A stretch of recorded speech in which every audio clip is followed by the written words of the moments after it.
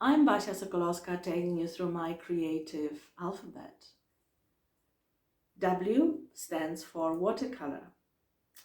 Watercolor is quite a recent inclusion in my practice. It's a medium which I started using 7 years ago, and I use in the form of watercolor pencils.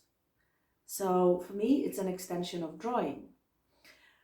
As I mentioned, I started making art as a photographer, and the photographic medium was the leading medium for many years. And then drawing appears, and I started to explore drawing, and then watercolor came in. Drawing plus water.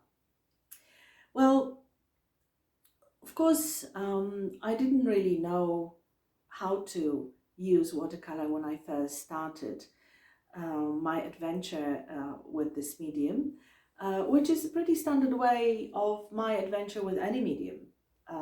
I didn't do any course. I didn't learn it from anyone on how to use watercolor or watercolor pencils.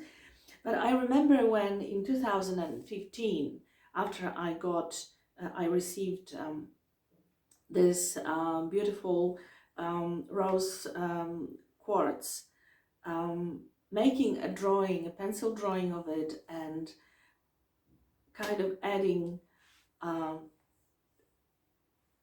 watercolor touches to it, just one color, just pink. But it was such an exciting thing. I remember the amazement at the autonomy of the medium. As we know, water is one of the most autonomous elements in the world. It does pretty much what it wants.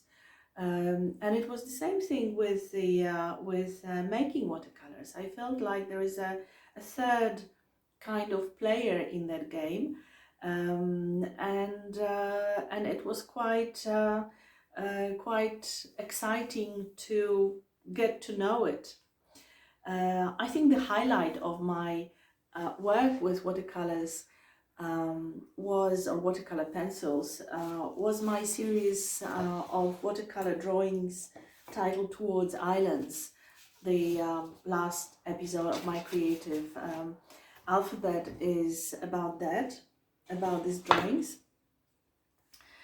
And I made them sitting on the rock pools in Sydney on the Pacific coast. And I think that what I really like about it was the parallel of the interaction between the waters of the ocean, the waves, and the rock pools and the rock. And my making watercolors, the interaction of water with the dry surface of the paper I was working on. So that parallel was actually sort of quite nice, and something that I really enjoy exploring. For that reason, I like making watercolors or working with my watercolor pencils on lighter paper, which is not meant for watercolors, just ordinary paper, because this interaction is more dynamic and visible, and it adds the wrinkling of the paper and the sort of like a 3D element. The paper becomes sort of a landscape, like a real landscape, not just a flat image.